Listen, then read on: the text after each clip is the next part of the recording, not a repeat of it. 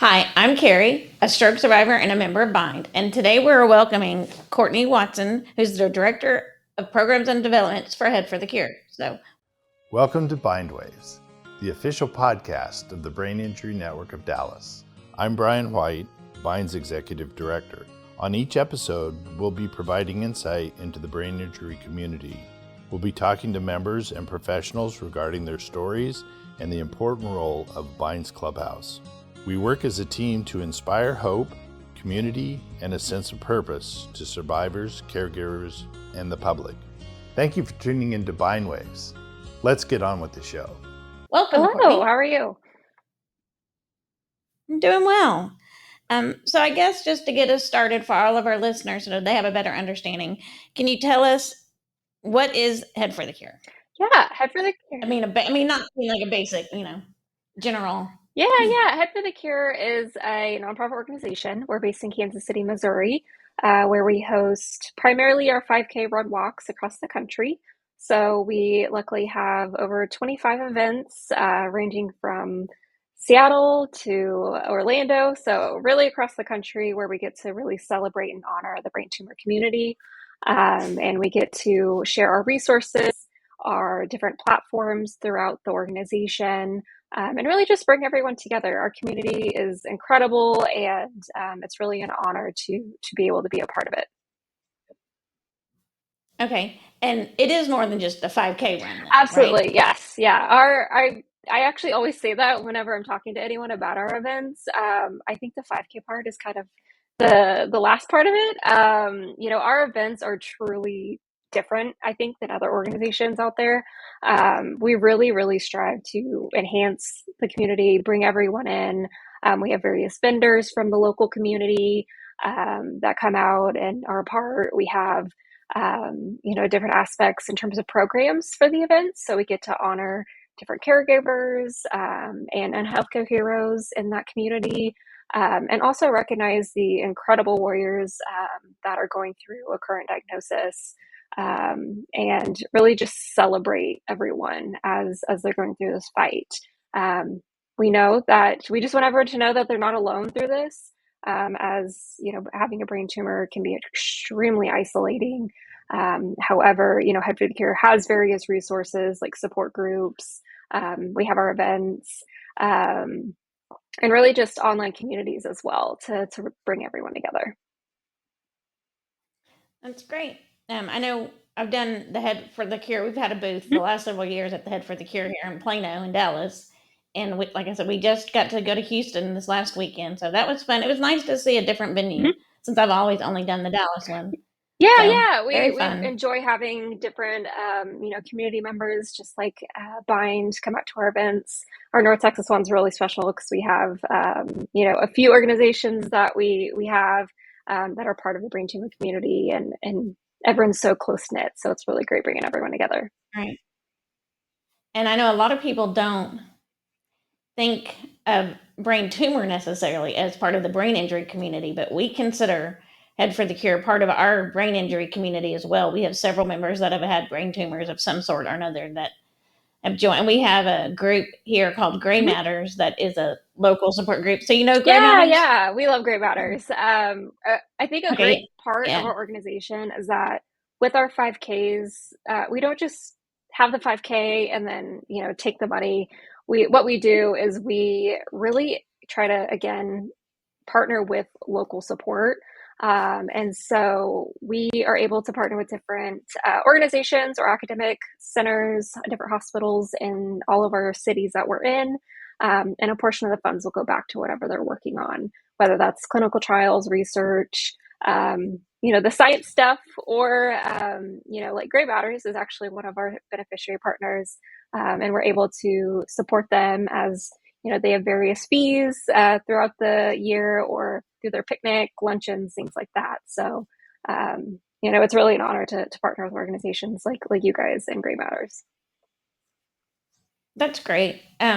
So when did Head for the Cure actually get started? How long has it been around? It's been around since 2003. Our founder, Matt Anthony, he lost his brother to a glioblastoma that year. They're a very active family, and so running, cycling was a big part of everything. And they really just wanted to honor Chris is his name, and they did a small 5K in Kansas City, where they're from, and it was 300 people. It was a great kind of all turnout. Fast forward to 22 years later, 21 years later, we just hosted our Kansas City event in August, and we have raised over $710,000 with over 6,000 participants. So it's incredibly grown over the years, and obviously expanded into different cities. And that's how we have one in North Texas. Right. Well, how many different cities do y'all have runs in? Right now we have about 25. Okay, that's pretty good. So how did you get involved with Head for the Cure? So I actually found out about Head for the Cure when my mom was diagnosed with a glioblastoma in 2016. We went to a appointment that she had with her neuro-oncologist in the area. This is when I lived in Kansas City, and he had a poster about a 5K event, and he said, this is a great organization. The events are kind of one of a kind. It would be, probably a good thing for you guys to attend. And so 2016, we have our first team for the event. We brought family, friends. My mom was able to be there. And we enjoyed the morning. It was really great to see people that were in the same club. I kind of always say we're in this club that we don't want to be in, but we're making the most of it. Right. And we were able to, connect with people and different aspects of kind of what we're going through as people experience along the journey. And we've had a team ever since then. I luckily was able to join our events team for Head for the Cure in 2018 and really kind of move into this nonprofit world. I had always I think I wanted to work for a charity organization in the realm of cancer. Growing up, I had loved ones pass that I was close with, and having my mom pass of brain cancer was extremely hard, and it just kind of gave me a purpose to look forward into. I can relate to that. So, curious because like I'm the opposite. After my stroke, I had to move in with my parents, who became my caregiver, and that was a difficult relationship. It changed a lot. Mm-hmm. We had to work out some things. So, I'm curious how that worked for you. Like what the relationship was. How if that changed from mother daughter when you became a It caregiver. did. I was in my early 20s when that happened. I lived in Kansas City, but with friends. And the day that she was actually taken to the ICU and everything kind of happened, that night I basically just moved in back with my parents. I was, I think it's that incline that every person goes through. They're like, you just do it. You just take care of someone, when they're going through something like this. And that was kind of my instinct. And so I lived back with my parents for, gosh, it was probably a year and a half. She was diagnosed and she passed about 9 months later. So her journey was pretty short, just because of how bad it was when they found it. Her cognitive abilities were very, very low. She needed a lot of assistance in terms of, getting around the house, getting up the stairs, showering, all of that. It kind of was that role that kind of reversed a little bit. I was kind of the caretaker along with my stepdad and my brother. And she kind of had that, child aspect, because her cognition was so low of where the tumor was. So I kind of say I doubled my age overnight. You kind of expect to do something like that in like your 40s, 50s as your parents' age, but not as a 22, 23-year-old. And, it definitely changed. I think I matured a lot. You realize you can't sweat the small things in life. And something like that is incredibly hard to go through. And being around that with your family members as well, you lean on each other for support. We got a lot closer with my brother and my stepdad throughout the whole thing, and you really just connect with everyone even more because you have to rely on each other. Right. I completely understand that. And that's where places again like Gray Matters comes in. They provide that support for the caregivers because caregivers need a lot of support. Yeah. We say in our little clubhouse, that brain injury when it happens and it's the same. gonna guess with cancer, any of that kind of, it's the same. When something traumatic like that happens, it takes a village. It's not just happening to the person that is diagnosed. The whole family is affected, and that's what I think a lot of people in just the general community don't really get or understand about how this works, and that it's really is an entire family event. Absolutely. I mean, we kind of within the foundation, and we talk about how important caregivers are, and that, they say usually it's, so many people are impacted by brain cancer a year, but it's actually probably triple that, if not triple, just because of, like you said, the amount of family members, friends that it requires to help. There was myself, my brother, my stepdad, for my mom, her friends and family helped out. So just because, with a brain injury or a brain tumor, depending on where it is, each kind of millimeter or centimeter matters. It's not like other tumors where you can, maybe take out breast tissue or, take out part of your liver. You can remove brain matter, but it's going to impact the person, pretty bad. So she wasn't able to drive. We really kind of had to like take away her phone. She, you know, cognitively didn't really use it. Or if she would get on Facebook and repost random things.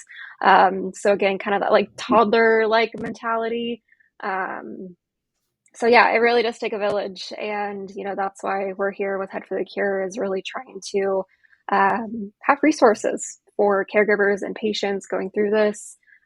There's a lot of information out there, as I'm sure with brain injuries as well, and so it can get very overwhelming really quick.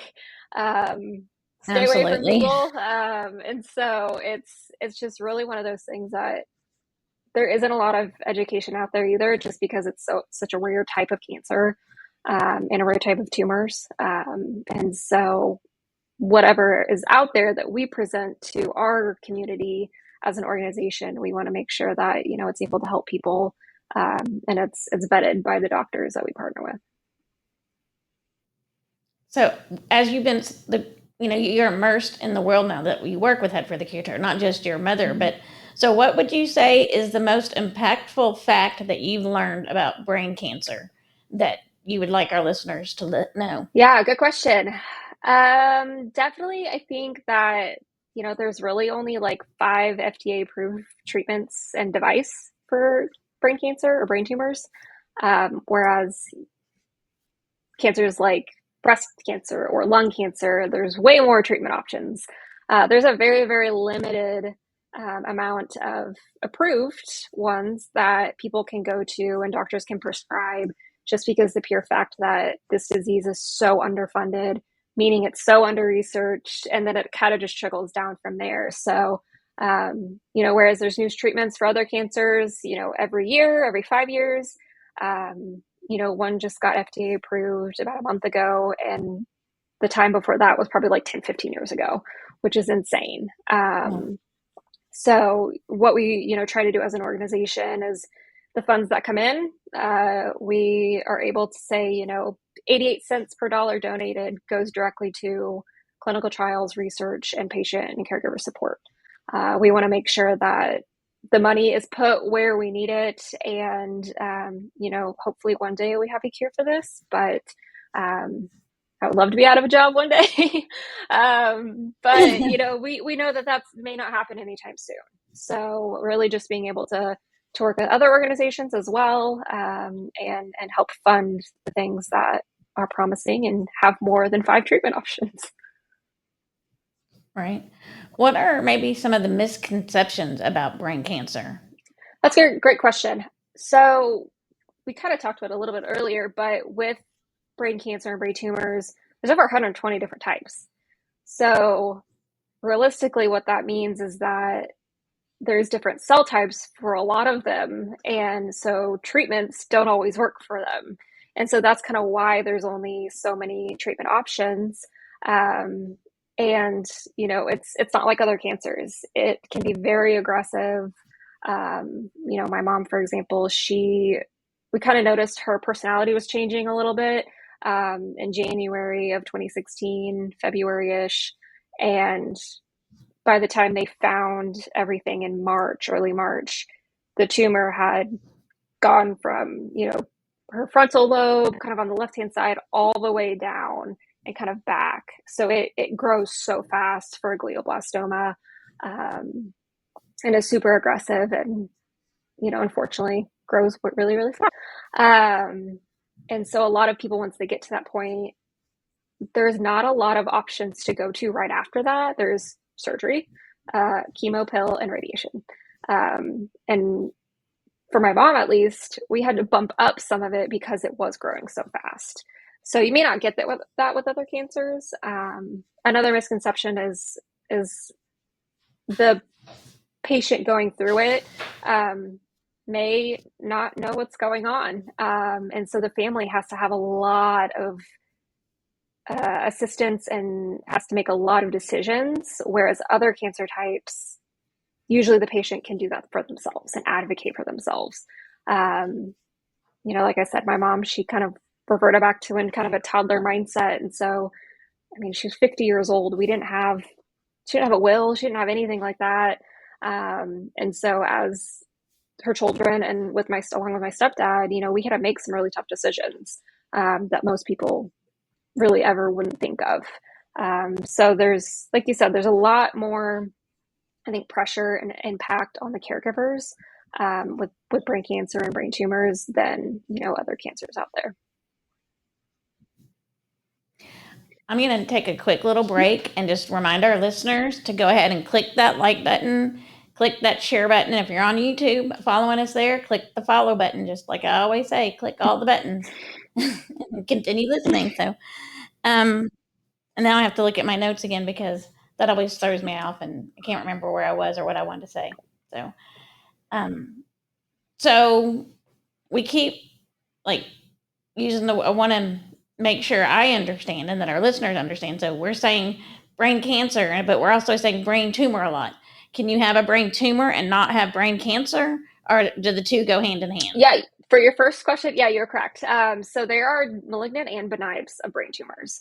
There can be some people that have, a slow growing brain tumor that is non-cancerous and they can get it removed and completely have a normal life. And it's just kind of a blip, in their timeline. I think the main people hear about brain cancers, but we do have resources and help for both avenues. People that have brain tumors still may have effects from surgery that people with brain cancer might have as well. So if, they have surgery and maybe their physical gait is different or their cognition's a little different post-surgery, we do have resources for that as well, because a lot of the times people with brain cancer sometimes have those same effects. Okay. Now, is there any other what's the word I'm looking for? That you want to make sure people know about brain cancer or what that Head for the Cure can do for them? Yeah, so we, like I said, we really kind of pride ourselves on our community and how much of a grassroots foundation we are. Every single dollar that comes in, whether it's a $5 donation, $100 donation, we really do use it to the best of our ability and make sure that, things are going towards the proper resources and, like I said, trials, clinical trials, all of that good stuff. So, we've been able to luckily raise over $12 million over the past 21 years. So a lot of those funds are being put towards, those important needs, like I mentioned. But, really, it's just we really enjoy our community and how personable it is, and how kind of we make our events different compared to other organizations or other activations out there. Yes, it's a tough thing for people to go through, but we want to make sure that people are still able to enjoy their morning, enjoy their day, feel connected with people. I love our North Texas event just because there's so many hugs and smiles. There's so many people, which is awesome. So it's those mornings that I know people look forward to every single year. On staff, we're able to experience that a lot more, which is so impactful. But we do know that people, are only able to participate once a year, and so we want to make that as memorable as possible. Okay, so and when you have the Head for the Cure in Dallas, does the money that's raised from that walk stay in the Dallas area, or does a portion stay with the whole nonprofit? How does how does that work? So technically a little bit of both.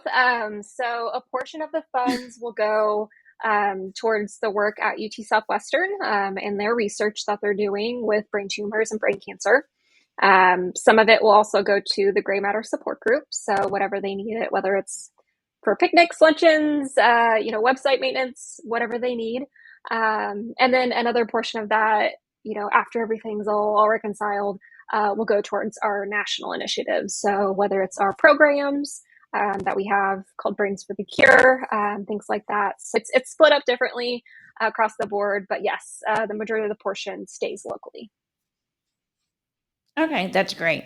And then since you're joining us on our podcast, I understand that Head for the Cure has a podcast too. Can you share a little bit about that so our listeners can try to find that We too? do.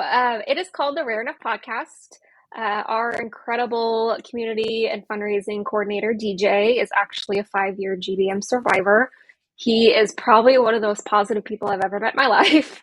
And he hosts our podcast. So we release episodes monthly and just have guests that talk about really specific topics and have those conversations that you may not hear anywhere else.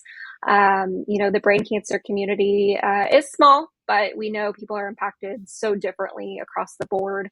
And so, hearing these conversations with patients or caregivers or industry partners or doctors, kind of about what's all going on in the world, it's really great. And we're able to share that with our community each month.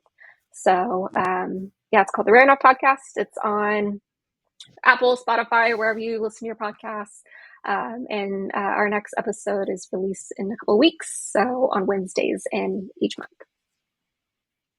Awesome. And then, do you know, what are their future plans for Head for the Cure? Like, where are y'all going? That's a loaded question. If you ask our founder, it's way more events, and so we'll definitely always expand our 5 runs every year. We have a couple new cities for next year that we're excited to bring our events to. We've been growing our resources a lot this year between our podcast, our Brains for the Cure online resource, and we just launched a kind of content curator on that website. So instead of going to, Dr. Google out there and searching brain cancer, what you can do and what patients and caregivers can do is go to brainsforthecure.org. And then our new platform is called Join Your Path to Hope. It's in honor of a mother that was lost to brain cancer, and her initials are JPH. And so Join Your Path to Hope has the same kind of initials. But really what the kind of story of that is that as they were going through treatment, her husband, tried anything and everything he could between going to different hospitals or different groups and just trying to find different aspects. But, it was hard to keep track of things. Resources were just, going everywhere, left and right. And so what we did was created a quick kind of questionnaire where people can fill out, and then they will get resources for medical needs, emotional needs, and relational needs based on their journey and kind of where they're at. So the great thing is they can retake it as their situation may change, whether a patient gets a recurrence, whether they want to explore clinical trials, to, if there's, just that diagnosis, how do you tell your children? So there's a lot of different topics on there. And so it just organizes everything in one nice little place. And so that, again, is on brainsforthecure.org. We launched that back in May, and it's been incredible to see how many people we've been able to help out. I kind of said, I referenced that, I wish I had something like that when I was going through it with my mom.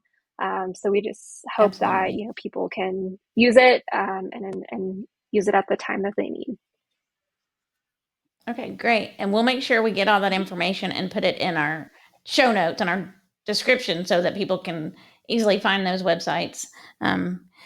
How, and if someone wants to get involved and volunteer with Head for the Cure, how do they do that? We have 25 events to volunteer at. So if you want to go to headforthecure.org/volunteer, sign up near the city near you. We are currently about to launch our new 2025 campaigns shortly. So all of our events will get up soon. So if you guys want to help out, we desperately need help at our events. You know, we have a small team, so our volunteers are absolutely incredible. We appreciate them so much. So if you're interested in supporting in that way, feel free to do so. We also have our ambassador program. So if you're involved in the brain tumor community and want to be a part of Head for the Cure, there's that avenue as well. Awesome, great. Well, thank you so much, Courtney, for joining us today and sharing more about Head for the Cure and being a partner with us on all that we do. We really enjoy the Head for the Cure events. Thank you so much. It was great speaking with you. You know, Bind has been such a great supporter of ours, you know, over the years in North Texas. So we're excited to kind of explore that partnership even more and spread the news. Yep. All right. Thank you. And before we sign off, I'd like to remind all of our listeners that you can contact us at bindwaves@thebind.org. Follow us on Instagram at bindwaves. That's hard to say. And visit the website, thebind.org/bindwaves. And don't forget, like I said, to like, share, subscribe on your favorite platform, and also hit notify on YouTube when you're listening to Bindwaves so that you'll get the pop-ups on Thursdays when they come out. So just continue listening. Until next time. We hope you've enjoyed listening to Bind Waves and continue to support Bind and our nonprofit mission. We support brain injury survivors as they reconnect into the life, the community, and their workplace. And we couldn't do that without great listeners like you. We appreciate each and every one of you. Continue watching. Until next time. Until next time.